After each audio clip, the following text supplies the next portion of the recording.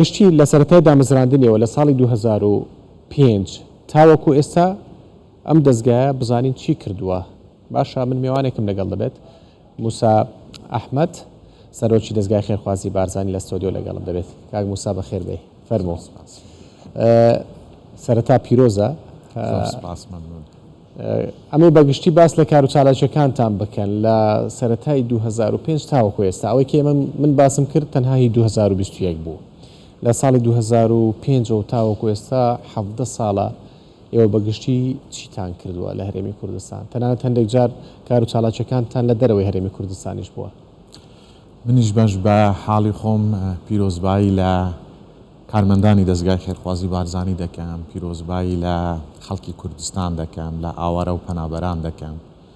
پیرۆزبایەکی تایبەت لە جەنابی سەرۆک بارزانی، جەنابی کاک مەسرور بارزانی سەرۆکی بۆردی دامەزرێنەرانی دەستگای خێرخوازی بارزانی دەکەم، دیسان لە جەنابی کاک نێچیروان لە هەموو کوردستانیان چکو بەڕاستی ئەم دەستگایە ئێستا نوێنەراتی کەیسی مرۆڤی کوردستان دەکات.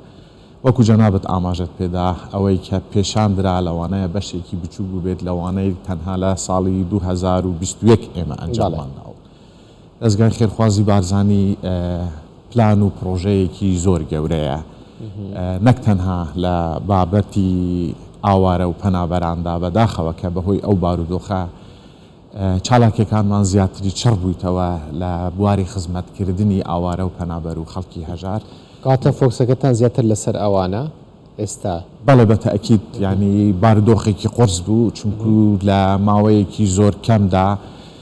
ژمارەی دانیشتوانی هەرێمی کوردستان تقریباً 30% زیاد بوو. ئەگەر بیدادەکەی باز بکەین 2014 ئەمە ئەرکی هەمومانی قورس کرد. ئێمە بینیمان ئێوە یەکێکن لە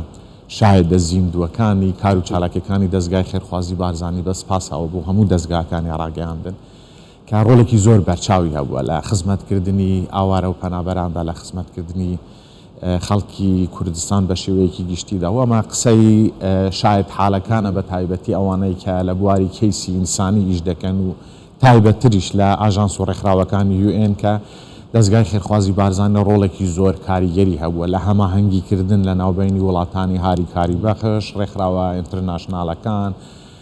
ئاژانس و ڕێکخراوەکانی UN و سەرمایەدارانی کوردستانیش کە هەموو هاوکاریە داراییەکان دراوە هەم لە ڕووی دەرەچی و هەم ناوەخۆیشە. بەڵێ بە تەئەکید، یعنی یەکێک لە هۆیەکانی سەرکەوتنی ئێمە یان فاکتەرەکانی سەرکەوتنی ئێمە ئەوە بووە کە تەنها لە بابەتێکدا ئیشمان نەکردووە و تەنها لە سەرچاوەیەکیشەوە ئیشمان نەکردووە، بابەتی جیاوازمان هەبووە بەو پێی کە لە هەر بابەتێکدا ئەو خەڵکە پێویستی پێبێت ئێمە ئیشمان تێدا کردووە، تەنها تایبەت نەبووینە بە تەندروستی بەڵکو تەندروستی، پەروەردە، پێکەوە ژیان، ڕاهێنان، لە هەموو بیاڤەکانی تر ئێمە محاولەمان کردووە، ئیشمان کردووە و ئەتوانم بڵێم کە بە شایەتی ئەو خەڵکە پسپۆر و شارەزایە توانیومانە ڕۆڵێکی باش بگێڕین بەبێ جیاوازی. بە تەئەکید ئەمە یەکێک بووە لە هۆکە لایەنەکانی تری سەرکەوتنی ئێمە کە لە هەر شوێنێک ئیشمان کردبێت بەبێ جیاوازی ئیشمان کردووە، خزمەتی هەموو خەڵکمان کردووە. هەر ئەمەش وای کردووە کە ئێستا مزداقیەتێکی بەهێز بوو ئەو دەستگا دروست ببێت لە ئاستی دەرەوە و لە ئاستی ناوخۆیشدا کە دوو بابەتی زۆر گرنگن بۆ هەر ڕێکخراوێک کە بیاوێت لە بواری ئینسانیدا ئیش بکات کە ئەبێ سیقەیەک دروست بکە بۆ هاوڵاتیانی خۆی پێش هەر شتێک ئەوجا بۆ ئەو وڵاتە هاریکاری بەخشانەی کە لەسەر ئاستی دنیادا ڕۆڵیان هەیە لە هاوکاریکردن و پشتگیریکردنی ئەو وڵاتانەی کە تووشی کارەسات و کێشە دەبن. باش، پرۆگرامێکی هاوبەشی کوردستان 24 و دەستگای خێرخوازی بارزانی هەبوو بۆ هاوکاریکردنی کەسانی کەم دەرامەت. باشە،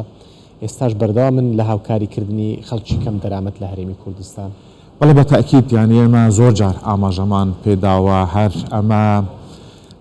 لە ڕاستپاردە گرنگەکانی دروستبوونی ئەو دەستگایە ئەوە بووە کە جەنابی کاک مەسرور بارزانی بەردەوام تەئەکیدی لەسەر ئەوە کردوتەوە کە ئێمە پێش هەر شتێک ئەبێ خزمەتی خەڵکی خۆمان بکەین و ئێمەش بەڕاستی مەبەستمان ئەوە بووە و لە پاڵ ئەمەشدا ڕەنگ بێت زۆر شتی شاراوە هەبوو بێت یان شاراوە بچێم ئێمە بە گرنگمان نەزانیوە بیخەینە سەر بەرچاوی زوومی کامێراکان لەوەیەوە کە چۆن ئێمە وەکووە چکوی هەمیشە قسەیەکمان هەبووە دووپاتی ئەوەمان کردوتەوە ئەوەی ئێمە دەیکەین وەکو دەستگای خێرخوازی بارزانانی نەخێرە نەمنەتە بەڵکو ئەرکە ئێمە وەکو ئەرکێک کە لە سەرشانی ئێمەیە پێمان خۆشە کوردستانیان لە هەر شوێنێکی دنیا بن بە تایبەتیش لێرە ئەوەی ئێمە پێمان بکرێ و ممکن بێت لە خزمەتیاندا بین و پرۆژەی زۆر گەورە و بەرفراوانیش هەبووە وەکو پرۆژەی ئازیزان ئەو پرۆژەی کە جەنابەت ئاماژەت پێدا پرۆژەی ویلچەر پرۆژە جۆرە و جۆرەکانی تری بواری تەندروستی پرۆژە جۆرە و جۆرەکانی بواری